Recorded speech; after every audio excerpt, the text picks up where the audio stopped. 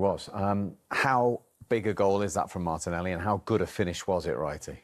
The finish was magnificent. Everything about that was fantastic. When you see where Eberechi Eze gets the ball, and the pass, the run, what he's had to make there, Steve, it had to be so tight. But then he's running away from the goal, so the touch has to be tight. Then he's got to then do it quick, so he's got to go bang, and then he's got to flick, because the man's coming, but it's the flick over such a big goalkeeper is where the real quality is in that. Obviously the run's great, the pass is magnificent, but this touch here is going away from goal and he's got to flick that.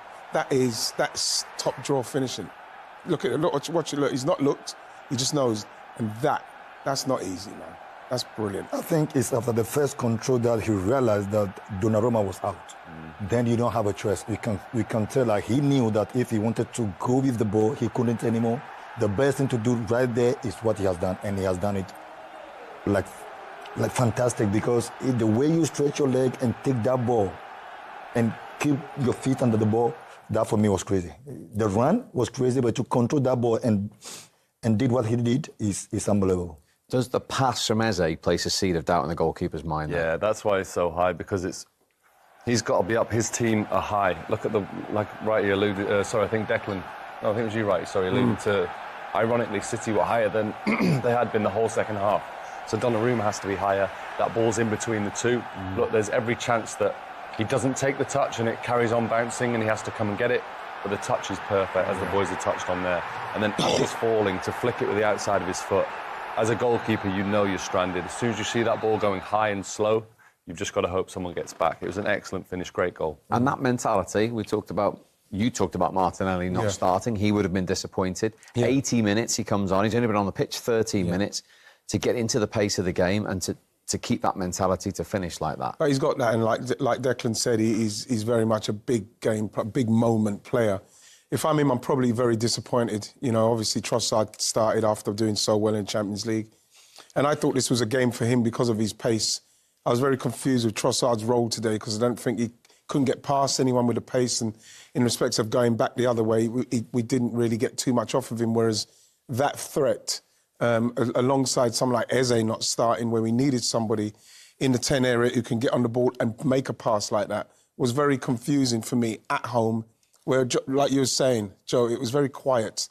We needed to get the crowd going. We need to keep them going, like what Liverpool can do, you know, like what Newcastle can do. And we didn't do that. And I think that kind of handed it over to City. And once they scored the goal, they dropped back, and then it was going to be tough for us. But again, I thought that the substitutes were brilliant. They were fantastic. Yeah. Well played, Declan. You fought, and in the end, how big a goal has this guy got you? Massive. Ever since I've come to the club, even before I come to the club, he delivered big moments, and the amount of times he scores in big games for us. A lot of players can sulk if they get put on the bench, but every time he comes in, he shows his heart, desire, and the run and the finish is just unbelievable. At that stage of the game, to have that composure, he fully deserves it. You wouldn't meet a nicer guy. So even though we didn't win, I thought we thoroughly deserved. I thought we dominated today. We played really, really well. Just couldn't break them down. Fair play to them, but in fairness to him, he's come on and produced a moment of magic, so we're happy with that. So just tell us then about that mentality, not thinking of yourself as a sub, thinking of yourself as a finisher and knowing you can still affect the match.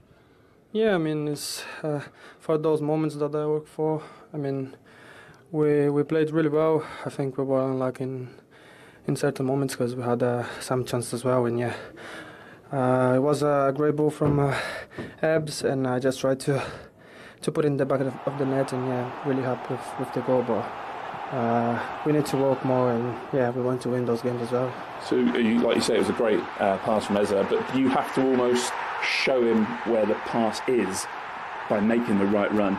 Yeah, I mean, with the players that we have, Beck, Martin, Ebbs, Marino, I know if I make those runs, at least if I make 3 in the game, at least one I'll get the ball and I'll have the chance. So this is what I try to do. And again, great pass from Ebbs. What was your reading of the game? Did you sense that you forced them back, or was it maybe a different City this season, stepping back and trying to hit you on the counter-attack? Yeah, I think we've obviously gained the respect of the opposition. They know the quality that we have. from back to front. I think in my time here at Arsenal, we probably haven't dominated a game like that against Man City as we did today. I thought, obviously, in the first half, we passed and moved really well. In the same second half, it was constant pressure, but there was always that threat from them of the counter-attack. But in the end, I think we thoroughly deserved a goal. If we'd have come away losing that game, would have been really disappointed. So, in the end, I think a point's probably fair, but we obviously want to win that one. Yeah, what was the message at half-time, 1-0 down? Did you feel like, even though you're behind on the scoreline, actually the performance was okay?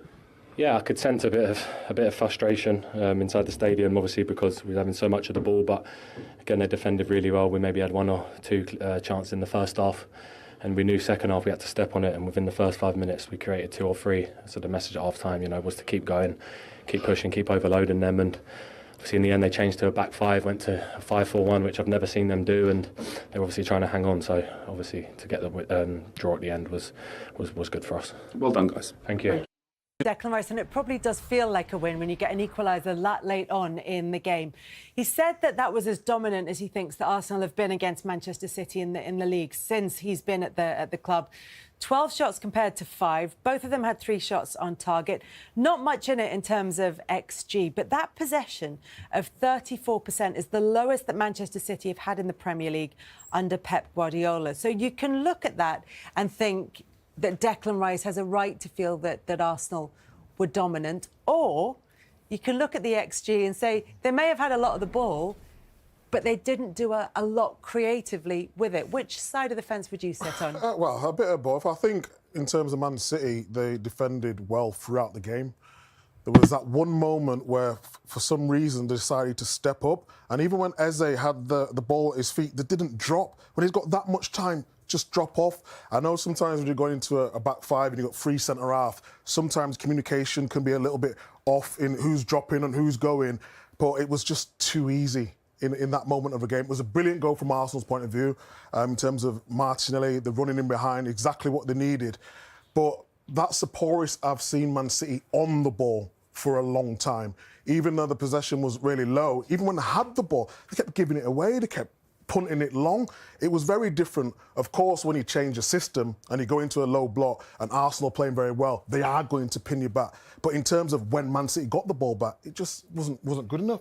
I can understand where Declan's coming from. When you dominate a title rival as much as they did, you're pleased about that in some ways, because that's not normal to see a game almost so one-sided in terms of territory, maybe possession. But for me, I can't get away from the fact that Arsenal still don't look like they're going to score a goal in open play.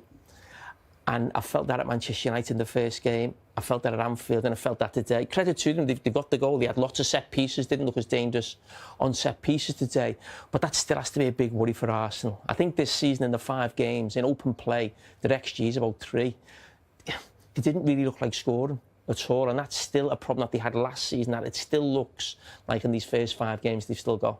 I suppose it depends on how you define dominant in terms of the performance. What was your read on the game? Yeah, well, we've said it many times before, but possession doesn't win your football matches. And, we were watching the game, we thought, listen, now they're going to create something. And we talk about the strength and depth, a couple of subs coming off the bench and obviously having a big involvement with the goal.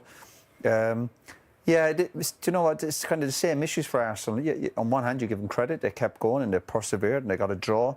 But the problem is when you're talking about Arsenal winning league titles, we see what Liverpool are doing and what Man City have done the last few years, and that's the bit where you're still short in terms of their creativity. A lot of good players, they're a really solid team, a very, very good team, but the standards that the other team have set over the last few years, they still look short on that area. But a little bit today, you give them a little bit of credit because you go, listen, you stuck at it, and that's what you're supposed to do. Yes, City still...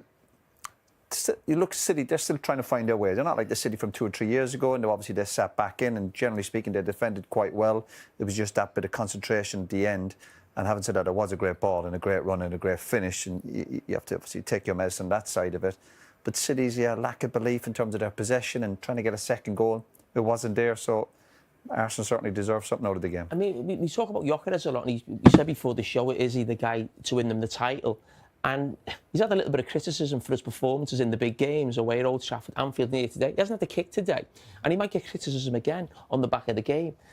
I don't think in those 3 games he's had a chance. They haven't created a chance for him. So I go back to when people keep saying Arsenal's problem is finishing. It's not. It's creating. They don't create enough, and he might get a little bit of stick, as I've just said, for what's happened in sort of those 3 bigger games, but they haven't created one chance for him. They did get the game.